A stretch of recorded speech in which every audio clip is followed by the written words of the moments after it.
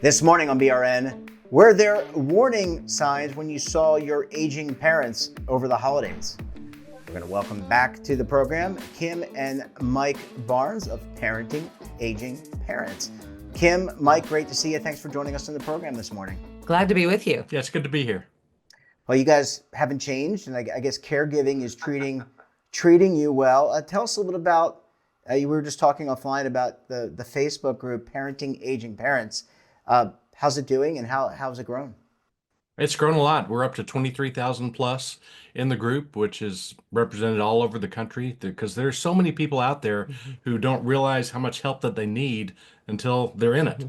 And once they're in it, they say, where can I get help? Because I feel so alone. And it's unfortunate that in some ways we think we're just at the tip of the iceberg because there are so many people that this affects. It really affects just about every family to some degree. And it's a really tough and challenging stage of life, especially if you feel like I'm the only one going through it. We see that when you can come together with others, you can really leverage others' experiences and learn from each other, but also it just makes you feel like I'm not the only one. And how do I have to pay to join the Facebook group? How do I join it? How do I find you if I'm a caregiver or thinking about becoming a caregiver? Yeah, really, it's in any stage of that process of whether you are already caring, whether you're doing hands-on caregiving, or like both of us, where we're helping from afar, or if you're in the thick of it. So it's, in that preparation phase or while you're in the middle of it. And the Facebook group is free. You can go to the website, parentingagingparents.com, and there's a button to click on to join the community, or you can go straight and find it through Facebook. Yeah.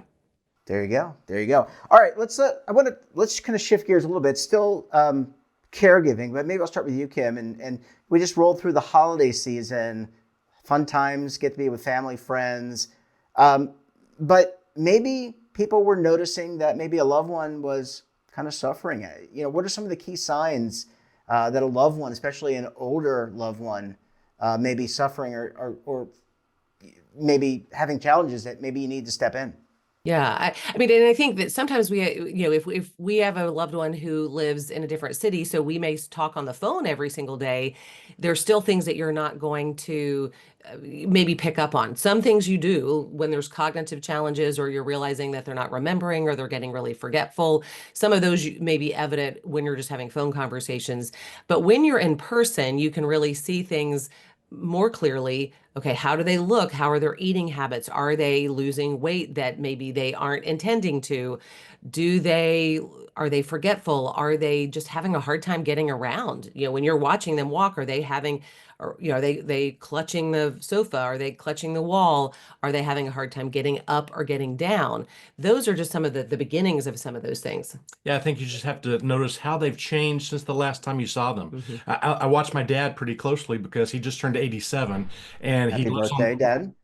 he lives on the second floor of an independent living place, and he's proud of the fact that he takes the stairs every time. He goes up the stairs to go up to his room, takes the stairs down to go down to eat or if he needs to leave or anything. But I watch him just in case if he's not going up the stairs very well, if he says, yeah, I'm riding the elevator now. That would be a red flag to me. When my mom, before she went into memory care a few years ago, I would talk to her on the phone and, Mom, what are you doing? Oh, yeah, just reading another book. My mom hadn't read a book in 10 years, but she thought she had. But if I just talked to her on the phone, I'd think, oh, okay, I can see my mom. She reads all the time. She's reading a book. Everything's fine. But see her in person and realize she hadn't touched a book. There's dust everywhere on the books. Okay, red flag again. So how have they changed? Well, and that was also a red flag too. Speaking of dust, was that Yeah. his mom was always a meticulous housekeeper. Yes. Meticulous, and we started noticing that there was more dust on the counters, and that was a red flag for her. Yeah. Because that was out of character. So anything that is out of character for them, whether it's how they keep the house, is it kind of a mess right now and they've always been really tidy and or clean? How are they carrying themselves? Do they typically always dress well, not necessarily fancy, but just like, are they always, dressed and match and they always have their hair done or they're wearing jewelry, things like that. If you notice a change where all of a sudden now they look a little more unkempt, they're not doing some of the things that they used to, whether it's getting their, painting their nails, wearing jewelry, those kinds of things can all just be okay, is that a physical challenge that they're having, or potentially is that something more cognitive where there might be some signs of memory Yeah, loss? don't write off a change like, oh, well, it's just, I haven't seen him in a long time. Mhm. Changes, Is it when we're talking about elderly people, changes usually are not good. Yeah. and I mean, is it too? Obviously, you want to be close to parents. I mean, but a lot of us are disparate. I mean, I live in Charlotte, North Carolina. My mom and dad live in Baltimore. My brother lives in Massachusetts. I mean, is there a benefit in some way to being away because you don't see, so you can notice a change? If I'm involved with my parents or involved with a loved one every day, those changes are a little bit more incremental, short of like falling or a gait change. Yes. Sure, absolutely. I mean, it's kind of like when you're around somebody all the time, you don't notice 5 pounds or 10 pounds because it happens gradually, or sometimes even on ourselves. And then all of a sudden you see somebody who you haven't seen in a while, and you're like, whoa, so similar that you're going to be more likely to notice the changes because there's going to be a bigger one since the last time you saw them. And I think that it might just jump out at you a little bit more. Now, certainly when you're around them more often, you're going to be more aware of the fact that they're having the same conversations over and over. Where if you just kind of, blow into town, spend a day with them, you may not pick up on some of the same, especially I think the cognitive Mhm. challenges that you might if you're the more time you spend with them. Yeah.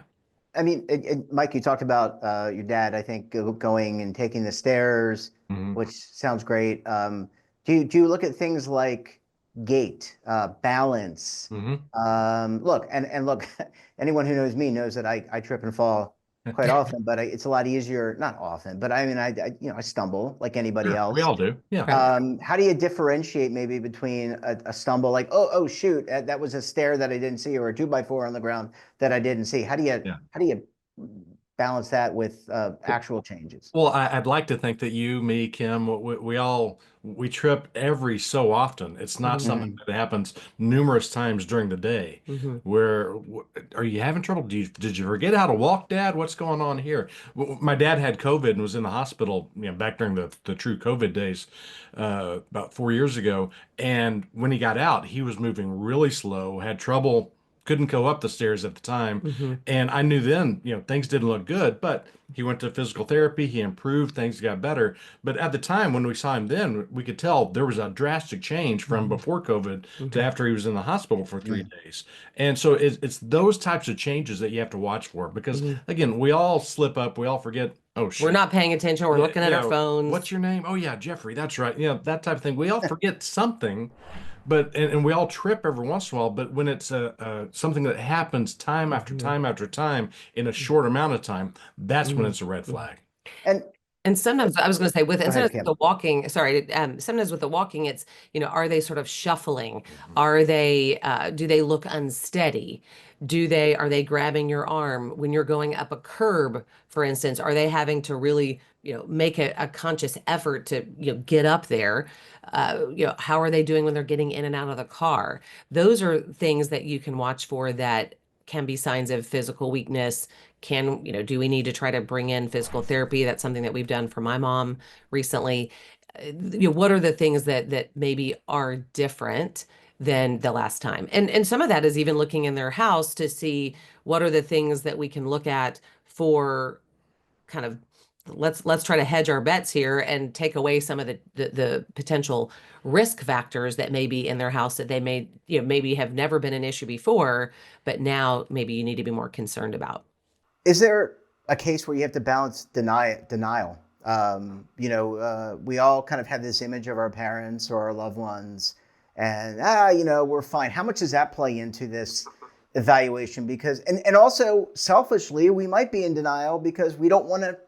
Maybe we don't want to deal with it. I'm not expressing that's my perspective, but I mean that some people are saying like, I can't. I got kids.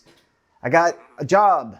I don't want to have to deal with this, so they deny it. How do you balance that deniability? You just have to be honest with yourself, which can be tough to do. Mhm. My mom, as she started showing some signs of Alzheimer's, several years ago, she would actually say something every once in a while, like, "I'm just glad I don't have that thing my sister had," because her sister passed away from Alzheimer's, and she would be in denial about it. And as I'd Mhm. watch my mom, and I would see her holding the newspaper every morning, like she had Sudoku and she was going to be playing it, but she wasn't filling it out. It's like, okay, there's must be a problem there because you Mhm. used to do the crossword every day and the Sudoku every day, and now you're just holding it and you're acting like Mhm. you're doing it, but you're Mhm. not.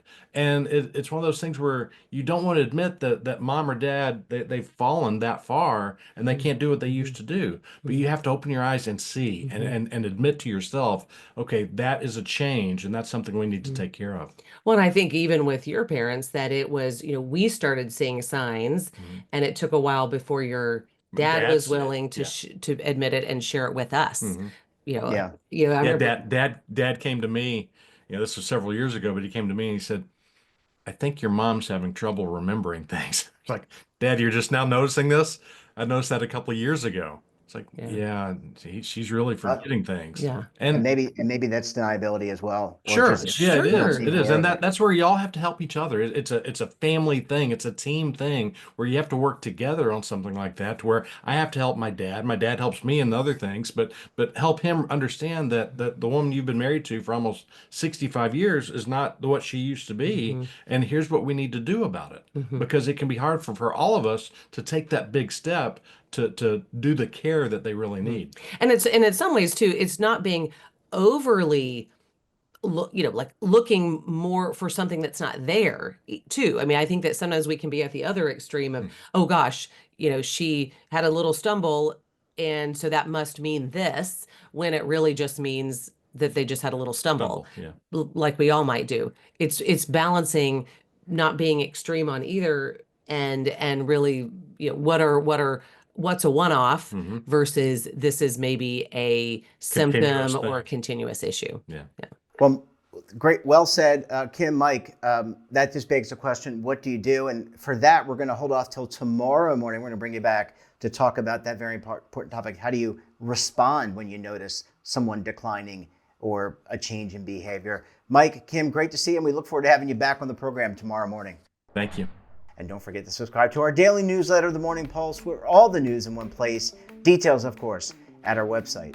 And as I said, we'll pick up the conversation tomorrow morning with part 2 and talk about what you need to do if you notice a slight decline in your aging parents. Until then, I'm Jeff Snyder. Stay safe, keep on saving, and don't forget, roll with the changes.